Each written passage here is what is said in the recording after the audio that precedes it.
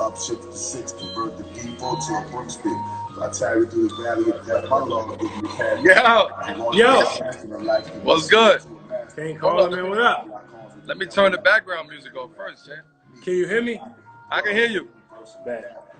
I ain't never did that. Actually, I did this the other day with Tyler, with my rookies. I ain't see that. Yeah, no, it was only for like five minutes, something like that. What's good, brother? Ain't nothing, man. We quarantined, so we got to make something happen. You ain't lying, man. I'm losing my damn mind over here. How many push-ups you did today? Don't do that. Don't do that. Now, we worked out early, though, man. We up early. But it's crazy, though, because like I normally do it so I can have the rest of my day to do whatever the hell I want to do. Right. And I can't do shit. So I just stay in the house for the rest of the day. But that's all you can do now.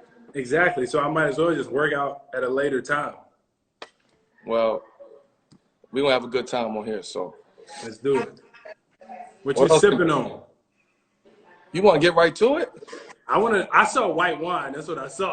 That's the first. You know that's the first. I don't really fuck with you like that. I just like, you drink wine and we drink wine, so don't act like we friends, man. You know that's a first for me. What, white wine? I don't do the wine. I don't do white wine like that. I don't do whites either. But it's I had some this past summer in Bordeaux, and it changed my view on it a little bit. We let's get to that. We're gonna get to that. Hold up, before you got something in your glass? What's in your glass? Come on, man. I knew you was gonna bring a Sesakaya. You know it. I gotta go with Sesakaya. That's an everyday one for me. Nah, but hold on, before let's start. Let's get it started. I want to give a virtual cheers to Jimmy Butler, at Jimmy Butler, coming on tonight with what's in your glass, showing and proving to all the fans that's out there, to all the people that logged on. We're gonna give a virtual cheers to everybody who's on here. I know a lot of people been sending over pictures of bottles, what's in their glass, and been waiting for this moment. So I appreciate you guys. It's number love, number peace, and enjoy this show. So welcome Jimmy Butler to the show. Peace. All right, man. What you got for me today? Since you showed me the Sesakaya, I started off with the Chablis. Started off? How many bottles you going into tonight? No, I started off with you. Then I'm gonna keep going when you hang up. Well, I'm finna say you starting off. Damn. Okay. I'm just starting off. It's white wine is light. Where this from? This is from Chablis, from France. Okay.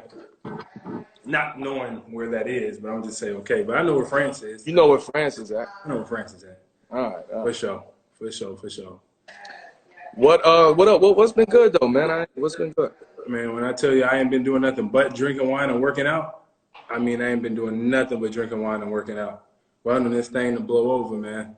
You ain't been just drinking for Sesakaya though, I'll tell you that. No, it's a little bit of what we got. Lynch Baj, which is probably my second favorite. It's a big one for me. Petrus, obviously. You should tell everybody about that damn story about Petrus. No, we gonna get there. We gonna get there. What's your for people who want to know? First of all, for people who don't know that the wine culture within sports in general has blossomed. Yeah. I said this the other day. When I was drinking wine in 05, 06, they was looking at me crazy. Like, yo, Mel, what you doing? You got to get off that. Like, why you drinking wine? That's for old people. It was more of a sophistication. You know what I'm saying? So yeah, and the kids from Baltimore know all about that, huh? I didn't know about wine from Baltimore. I'll tell you that. I knew about other stuff. That's it. I ain't know about wine. I'll tell you that. But now, fast forward to today, everybody is drinking like the new. It's like the new accessory. You know what I'm saying? You can't go nowhere. You gotta have it.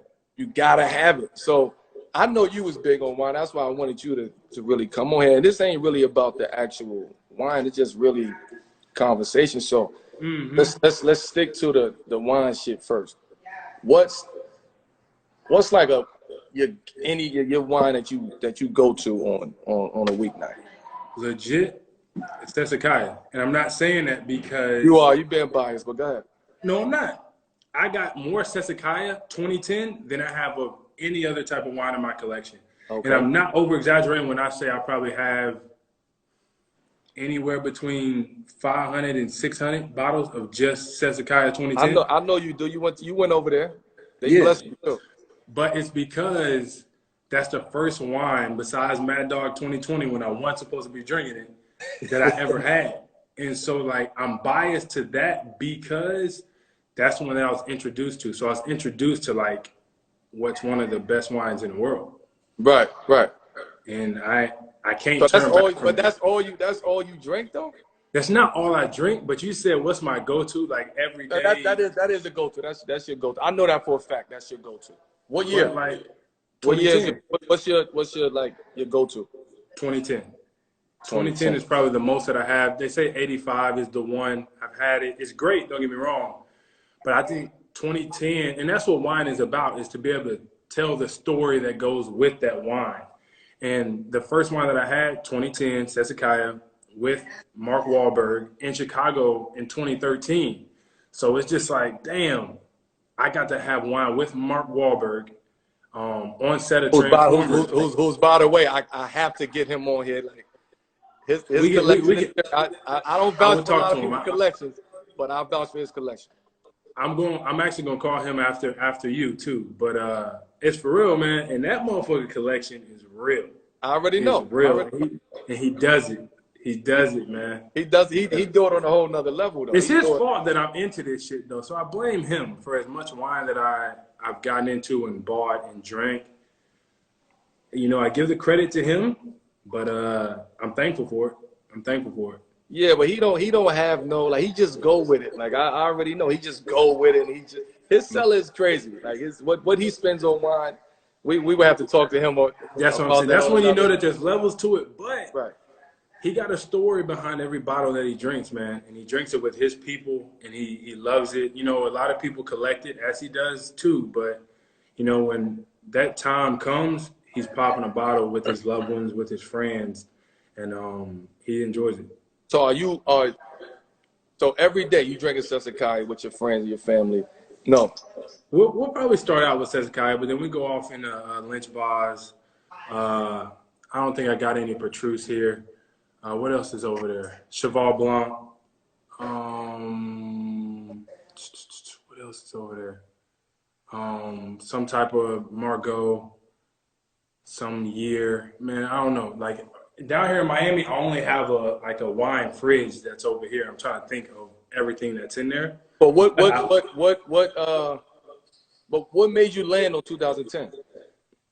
That was just the one that I had first. So that was the most that I read up about. Right. And they were telling me, like, when I actually got to go visit Sassicaia 2 summers ago, and they were telling me about, like, what really goes into the wine, the weather, the sunshine, it's by the water, like all of this stuff that goes into it, man.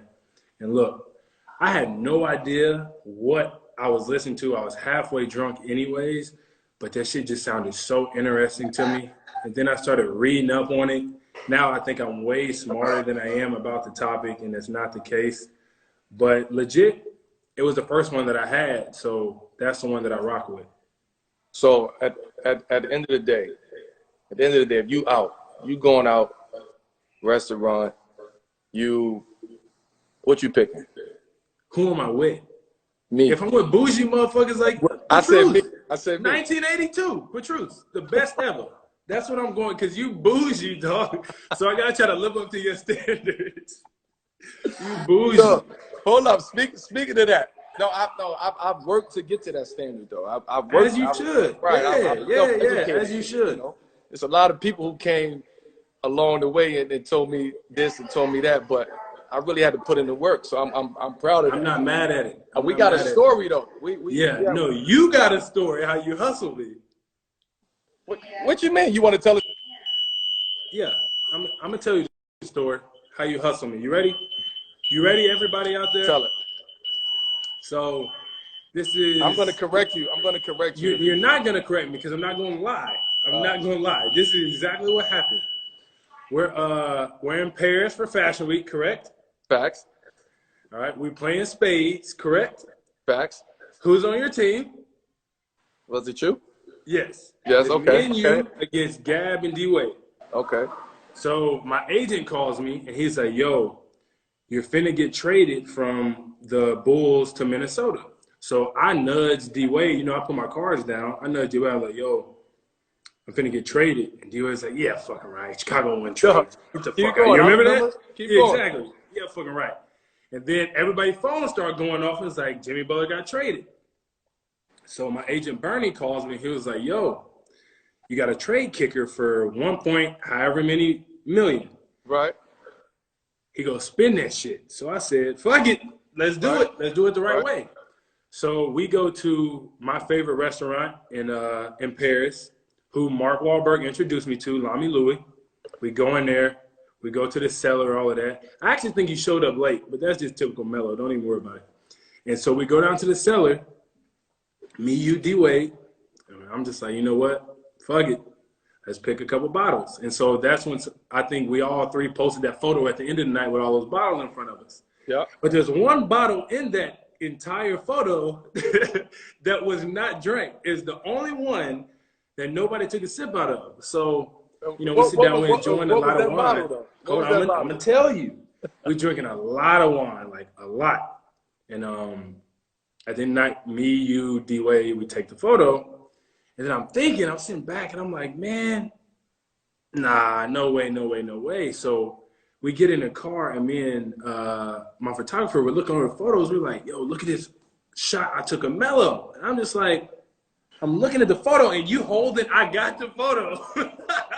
You holding a Petrus bottle in your hand. And I'm like, nobody's drank that. So we get in the car.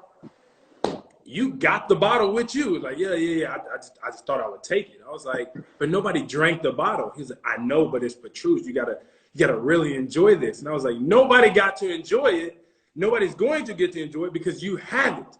And I was like, damn. Like, I was so tipsy and not worried about nothing. I let my man Mels get away with, like he just said, a 14K bottle, if not more than that. If not more than that. And that was a night to not forget because you took off with the damn Petrus. So that's what the hell you don't forget about that night? Yeah, you robbed me of my Petrus. It was ours, first of all. Okay, I'll give you that. But it turned out being yours. All right, so let's give substance to that story. Let's peel back the layers. All right, you fill in the I'm gonna fill in the blanks. Go ahead, the blanks. There you go. Did I come late? Yes. I came late. It was Paris traffic. So let's get that out the way. Yeah. Nothing in Paris starts. Get that out the way. So I come to the restaurant. It's a cellar. The cellar is probably 5. It's probably 6'2". That's the height of the cellar. Yeah. You had the duck going in there. I'm like walking. I'm bent, shoulders bent over, head down. And I already came to the table where it was like we had Margot's, we had Moutons, we had Sesakayas, we had Sesakaya. We had a bunch, but what was missing, and all these was Magnums bottles. What was missing was some Burgundy and a Petrus. That's what was missing. True that. But I didn't know nothing about Burgundy at the time. Right. I went downstairs. I grabbed the two Magnums of Burgundy, and I grabbed the Petrus. Nobody knew I had the Petrus. That was gonna be like the end all be all. At the end of the night, this is what we doing. This is what's happening. Everybody was too hit. Everybody was hit. Everybody was, huh? Right. Including you or not including? We couldn't drink the Petrus because everybody was too hit. So it ended up with me. I don't know how it ended up with me, but it ended up with me. You don't know how it ended up with you? I don't. Oh, it just appeared in your hands as you was walking out the damn door? I don't recall what happened. And you just pose with the damn shit like this, but you don't realize that it was in your hand? No, after the picture. Okay, after the picture. Okay, I got you. So the moral of the story is we had a great night. I'm not gonna say what we all spent that night. That's not for everybody. That is true. Although it did come out in the paper, but we don't need to expose that. The moral of the story, we had a great time around great people. Facts. And you hustled. It was like Okay, it was like a bittersweet celebration for you. You got traded. We didn't know if you was upset. You know what I mean? So No, y'all helped me through that though. Like I remember sitting at the dinner and y'all was like, "Yo, I mean, you know, you're still a hell of a player. You're gonna go do what you was doing in Chicago and Minnesota. You're gonna change the culture there. Yada yada yada." Man, I ain't gonna lie, I was hurt. I was hurt because like I was right there with you, and we knew. I know exactly. You was like, "Man, I've been there, done that," and I was like, "Man, for me, I wasn't a top pick like you was. Like I was 30, and I was like, man, I turned myself into this, and then it's just like all my shit then went down the drain. I don't even know what to expect." And y'all was like, "Yo, just keep doing what you've been doing, man. Don't change. Do this, do that." And I was like, man, you and D Wade for sure got me through that shit, man. I was hurt. Like I was like, man, I don't know what to expect. I don't know what to do. I ain't never been in no other NBA city like to call my home besides Chicago. So moving after that summer, I was like, man, look, maybe I'm here to stay. I already know that I belong in the league. I just got to continue to do what I've been doing. And I happen to do it, obviously, but I think, tell you the truth, I think that's where, well, besides the Olympics, that's where me and your relationship, brotherhood bond really grew. Yeah, that's a fact. You know what I'm saying? I think you did buy me the wine case, so I did do that. I appreciate that. Then, remember this? When I came to Puerto Rico and your son called me Doodoo at 2K? Yeah. I was like, damn, like you just met me 5 minutes ago and I'm playing a video game and you just go come up my dome like all red. But that's what I do. That was always going to be my dog. He was always going to be my dog. He running around here somewhere. I don't know where. Tell him I said what up. That's my man. So I'm sure he heard you. What let me see. Let me see. If it